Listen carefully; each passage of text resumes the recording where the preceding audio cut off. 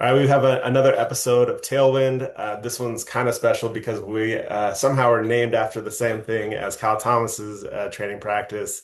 So it's going to be a very Tailwind focused episode right today. Cal's been a Sandler trainer for the last 15 years, and we are going to talk a little bit about honing into ICP as we're doing our outbound and how to navigate that because it can be kind of tricky. And so, we mentioned talking about this a little bit beforehand.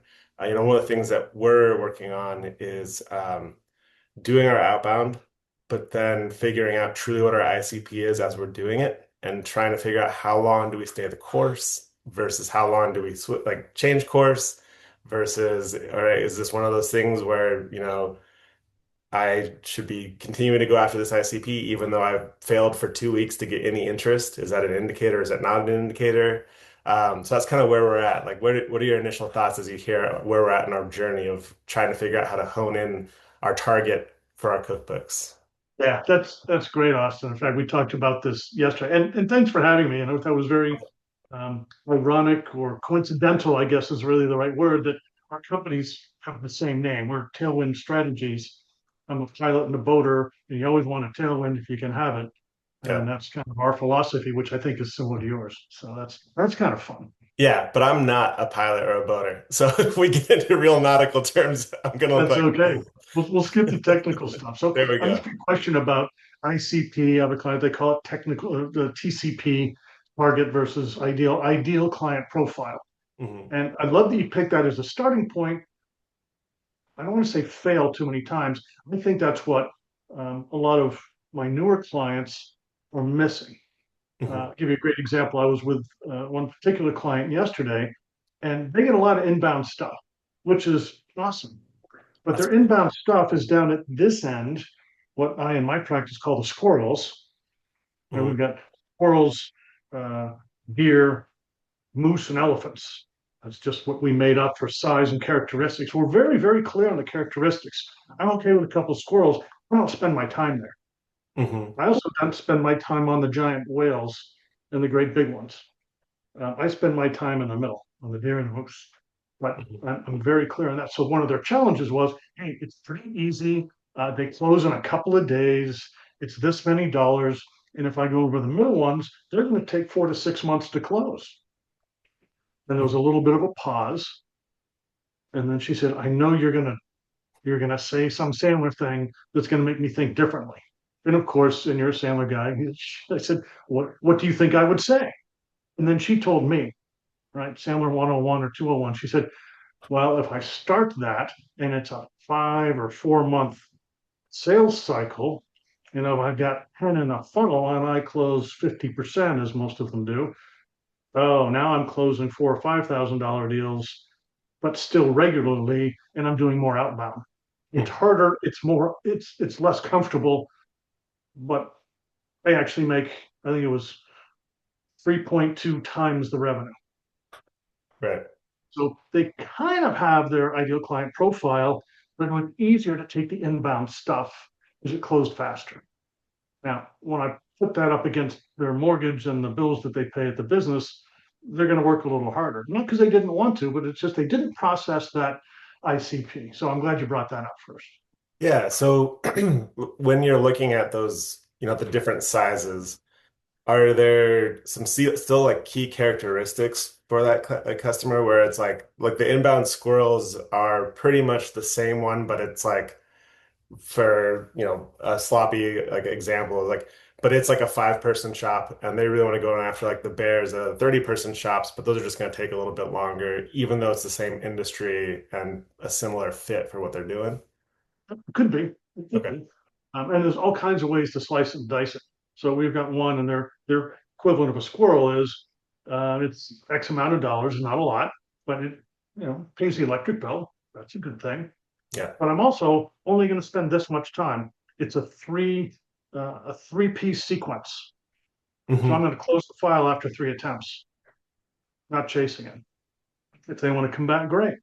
On the other ones, it's a 9 to 15 uh, item sequence, Yeah. and the sales meetings are very different. We have a discovery call, which in Sandler terms are bonding a rapport, an upfront contract, and some pain indicators. and a yes or a no to have another conversation. The next one we're going to need to pain. The next one we're going to, right? And the ones in the middle, probably a sequence of five, or it's a warm introduction. By the way, my whales, I don't chase any unless I'm introduced to somebody with a C in the front of their title, Mm-hmm. because it just takes too long, and it's not. I can close two or three in the middle in that amount of time. Right. Uh, but yes, they all have a very clearly defined set of criteria. The ones in the middle, we know what the first, second, and third sales meeting looks like and who must be there. So we're very clear on that, on the process, and who needs to be in there. Mhm. Very short story, marketing client, and in their second meeting for their bear and their moose, their talk track literally is typically what happens next is the chief marketing officer and the CFO come into that meeting. How do we make that happen? Now they say it a little more nurturingly than that, Mhm. but it's being crystal clear and sticking with it. You know Yeah. that one. So in this situation, it sounds like they have a very specific ICP, and now it's just like where are you focusing energy? How much energy is then going to be like the right acquisition cost for what you could potentially get? What about people who you work with that are maybe still trying to figure out like the right vertical? Like that's going like, okay, like we're getting this interest, but it's scattered, which is not an effective outbound strategy. It's fine for Yeah. inbound.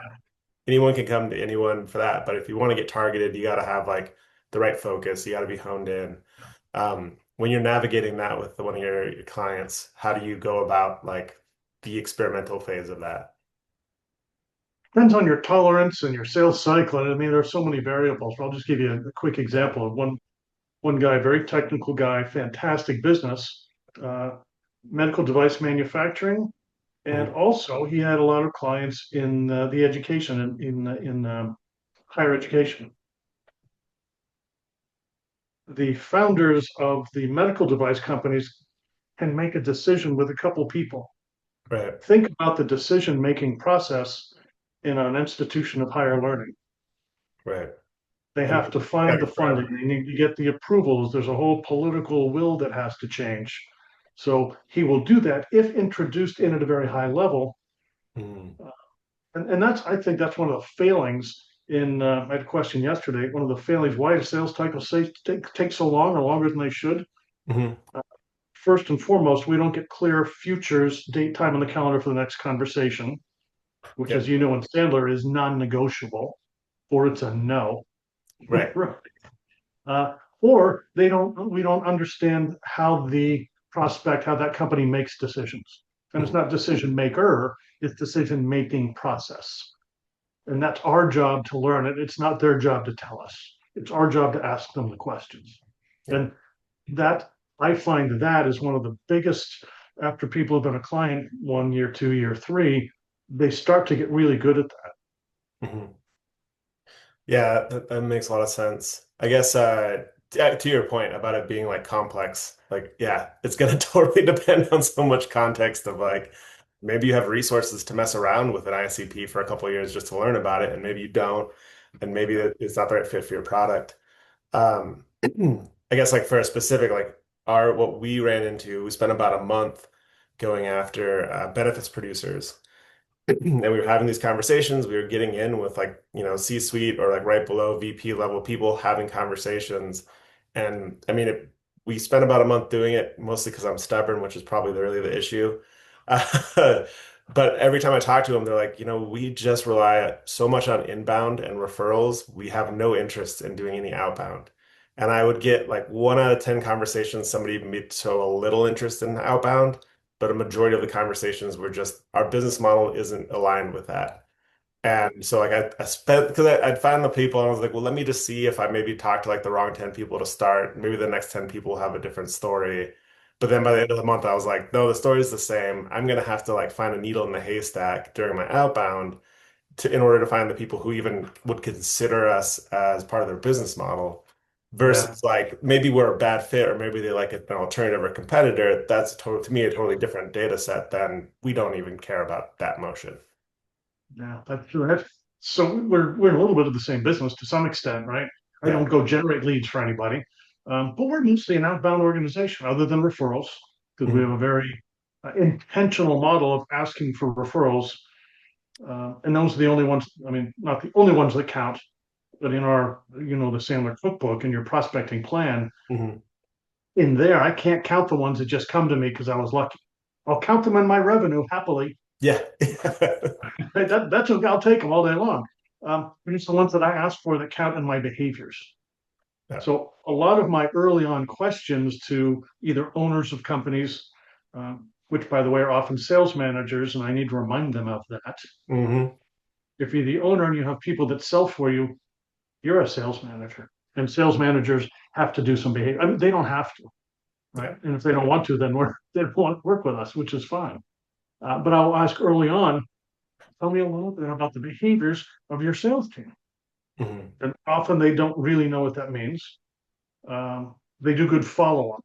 Well, I don't know what that means, but do you, what's the percentage of inbound leads they get versus the self generated leads, which is usually what they call Hmm. them? And if it's mostly inbound, right, we used to call it, David Sandler called it aggressively sitting by the phone waiting for it to ring. I don't know about you.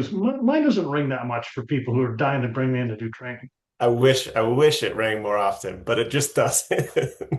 But then we wouldn't practice and hone our skills, Yeah. right, Austin? So yeah, No, it's definitely interesting. I think the whole idea of an owner at any point in time not being part of the sales org, yeah, maybe not making 30 dials a day or something, but still very involved in the sales process.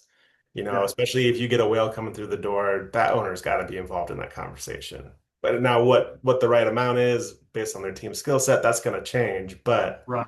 I feel like that's something that I took an entrepreneur class when I was in graduate school, and like they should have just been like a sales class. Like that would have been the real, like, yeah, I learned a bunch of great stuff. And like I started to learn that entrepreneurship is being a seller. But like Yeah. that should have just been, maybe just like a Sandler class for a year of just learning how to sell I'm to the I'm very prospect. happy that we don't teach sales in college. I'm good with that. Oh, So that's good. you don't think it should be taught in college? Well, of course it should. I'd rather them come Oh, to me, but okay. Yeah, sorry, I missed that yeah. one. No, no. It And gives, yeah, if it we, keeps your business model alive a little bit for sure. yeah, yeah, yeah. Now, if we can teach teenagers, and I coach a couple teen kids of Oh, cool. clients, and the stuff that they're able to do that their peers can't do because it's a mindset shift, it's a behavior shift, and it's having guts and not worrying about the rest of the world, what they think, right? Yeah. Self-esteem, self-worth, self-concept, all that stuff. Boy, if we could develop that in kids, it'd be a different world. But we're not going to go down that. I mean, why not? I'd be really curious what you mean. And I like, do you think that they're like more assertive and like steering in their own way and like, setting up So, conversations? a really great client, probably one of my favorites. I've got a few favorites, and we do a couple goal setting programs throughout the year. You've been in them, I'm sure. And this woman, she's a COO of a good sized company, and she took the goal setting program home with her and did it with her 12-year-old son. Hmm. Kind of an introvert, kind of shy, kind of 12. Yeah. He's now 15, the leader of his robotics program Hmm. in three sports. Um, and the whole and he's the nicest normal kid that you'd want to talk to. Now, am I going to give goal setting full credit for that? Of course not. That's good parenting and it's other Yeah. stuff. But we know it made a difference. Hmm. We know for sure it made a difference. So this person recently asked. He said, "Can you connect me with some businesses?" I'm going to bring this back to our topic. I promise, Austin. Oh, no, no, Uh, this is great. can you give me some contacts? Because I know you have a big network of people you think would sponsor our program or participate, right? Materials, time, and money. Hmm. I said, absolutely. You deliver your ideal client profile. You figure out through tools that I know you have access to, and you give me some names and some examples, and I will introduce you all day long. After you do that and identify your ICP. And he looked at me like deer in the headlights. But they did it, and now they know. Yeah. And Well, they and that I love that example, and especially with like, what is outbound other than starting a conversation that's just an honest one to figure out if there's some sort of relationship to have, or if not, and all good. And for a 15-year-old to go to somebody and ask, hey, we are trying to do this. Like, that's put on this. Do you have anyone that you can refer to me? Like, at 15, I would have been like too worried, too scared, had the wrong headspace. And Yeah, now this kid is like, so if he can figure out that that's exactly what he's going to do with business, which I'm going to be extremely surprised if he can't, he's going to have so much success. And no matter what kind of like department he wants to work in or whatever, yeah, he's already built the confidence, the know-how to go out and start a conversation that helps him get to an end goal. And I'm sure in like a very polite and friendly and, professional attitude. Um, yeah. it's incredible. And the thing that came to me, and he taught me this. I didn't. I mean, we teach this stuff in Sandler, but he asked me a question. So I gave him the kind of the top tracks for a Sandler cold call or cold conversation. Hmm. This Hmm. probably isn't for you, but we're looking for engineering companies who are worried about developing young talent, having new engineers, all those things. And, Hmm. you know, we run the robotics club. Yeah. But I don't know if those are things you think about. And the guy's like, yeah, of course I do. Yeah. And he didn't say, where do I sign up? And he said, well, what if people say no? And I said, you'll get more of those than you get yeses. And he just went, oh no. Yeah. So he said, so I'm going to fail at this a lot. I said, you're Mhm. not going to fail. People are just going to say no to you. Is that failure? And he said, no. When you lose a tennis match because somebody's really great, is that a failure? No, it's actually not. So if we can change that mindset, then they fail early. And we hear about this in all the leadership books and everything else, but fail fast, fail often, fail fast. If we can get these teenage kids that fail and understand that it's not real failure or that they've done that, then boy, when they're 20, 30, 60, Yeah.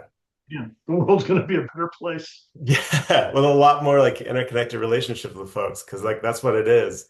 And I mean, I think that was like one of the things when I first started having to do like my own cold calling is like not understanding that a no has nothing to do with me and just purely like I mean it could be something as like I just caught them on a bad day all the way to legitimately this isn't going to help their business. That doesn't mean anything. Like it just not Yeah. every business is going to work with every business. Not every solution is for everything. So when somebody says no, they're just clarifying, hey, their reality is that this isn't the right thing for them at that time. Cool. That's just a good sort. All right. So a bunch of Sandler rules, you probably know them. Sales is a conversation between adults to get to the truth. Hmm. Right. Some will, so what? Some will, some won't, so what? Someone else is waiting. Yeah. That's true. And I have a new addition to our team who's become a really is understanding Sandler and the mindset and doing the behaviors. I'm not great at them yet, but that doesn't matter, right? Technique will come along. And I'd asked him, I said, what is the point of prospecting behavior? And let's go, since you brought it up, Austin, cold calls. What's the point of doing cold calls? I'm not going to put you on the spot. Put him on the spot. And he said, I know the answer to this. And as you know, we just wait in silence for people to answer their own question. He said, the point of making the calls is to make the calls and complete your calls. I'm like, boom, tell me more. And Yeah. he said, well, in the beginning, when I'm not great at them, people are going to hang up or they're, most Sandler cold callers don't get hung up on, but they may get a no, I don't want to continue the conversation. You get a bunch of them. Hmm. And he said, but if I'm getting those, I need to change my technique or my mindset, or I need to do something, or I just need to change something because I know they work in Hmm. combination with other things. But the point of doing your prospecting behaviors, I'll bring it back again, if they're directed at your ICP, your ideal client profile, and you've got good technique and you've got a belief system and you're willing to suck it up and go, yeah, people are going to say no. There's a bunch of yeses in there. I mean, I can Yeah. certainly, 15 years later, I can certainly attest to I got way more no's than yeses, but we got a pretty decent fun business. I have no complaints, but you just got to do it, and it stings a lot less after you've done it a couple hundred times. Yeah. And I think also once like I think when you first start doing it, it's just impossible to be like, I'm gonna take on the mindset of like no doesn't feel good, but that's okay. like you have to actually feel it too, right? Like there actually has to be like the moment of like, I got the no. Let me just think about that, sit with that emotion of getting the rejection, and then have the good, training that tells me it has nothing to do with me. They've already forgot about me in like the next 30 seconds. We're probably not a fit based on the conversation. Or maybe I just need to improve and say something better. Sit with that, make another dial. And then like after you made a couple hundred dials and that's happened, now you can go, all right, now it really does roll off my back. Whereas at the beginning, it's like, let's not pretend like it really is rolling off the back from the start. Absolutely right. Right. We have a Sandler thing called IR theory is your identity versus your role. Hmm. So how I feel, my beliefs in myself, self-worth, self-concept, self-esteem versus how other people in the world view me as performing in my role, or even I mean, we've all had a bad day with a spouse, significant other, kid, or sibling, or golf course or something, right? We've all had a bad experience, but that Yeah. can't define who we are. So society tells us that how you perform in your role determines how you feel. Determines how uh, what you're going to do. Right? That's your identity. Is your performance in your role is how you're viewed in the world. Hmm. My belief is the behaviors and the things that I do determine how I feel about myself. Yeah. Right? The role performance, and here's the technical part. If on a scale of 1 to 10, I see myself as a 6 through 6, 7, 8, meaning I don't get out of my comfort zone a lot. I'm afraid I'll never be that good. I'm an at leaster, or worse in New Jersey, we call them losers. You can't do that on a video. Hmm. But right, if I'm getting out of my comfort zone and I view in my mind, without a big ego, that I'm an 8, 9, 10, then I can start to perform in roles better than I could if I don't see myself that way. Yeah. So I think society's got a little bit backwards, and psychology's probably got it a little bit better. Well, to the point of like being in the high school and what you're learning more of like compliance and read this book and then fill out this book report. And you're not learning these emotional intelligence building activities like, hey, if you guys have a robotics club, you don't ask your dad to go ask somebody to do it. You go out and you have a conversation with an adult and start building your own self-worth. And then if you Yeah, start doing that, then it's like, okay, now like you're becoming self-sufficient. You start to understand the difference between, who you are and what that activity is. You're gonna be way more open to it because you haven't overlearned like this whole like just fall into your role that society tells you thing. You're gonna be like, oh, I'm gonna try this stuff out. I'm also 15. If I say something dumb when I'm trying to get some materials from a robotics in like company, like whatever.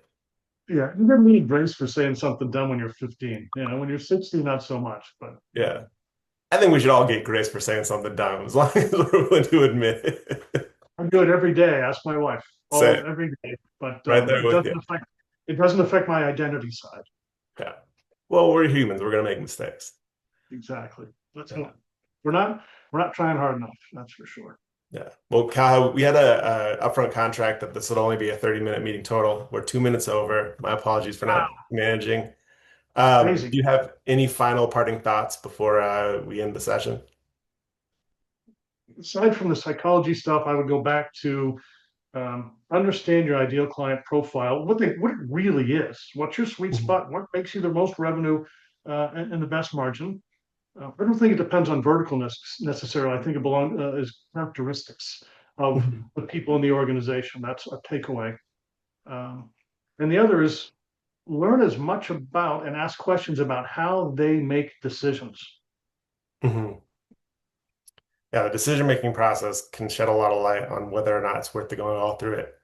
Can also help you figure out how to play the game of how do we go to the right people and talk to the right people in our organization. Because even just like going to the wrong person who maybe is not interested in it, maybe if you talk to this person instead and had paid more attention to what your initial, champion or contact was saying, like not forcing it at that organization, Right. really make a difference.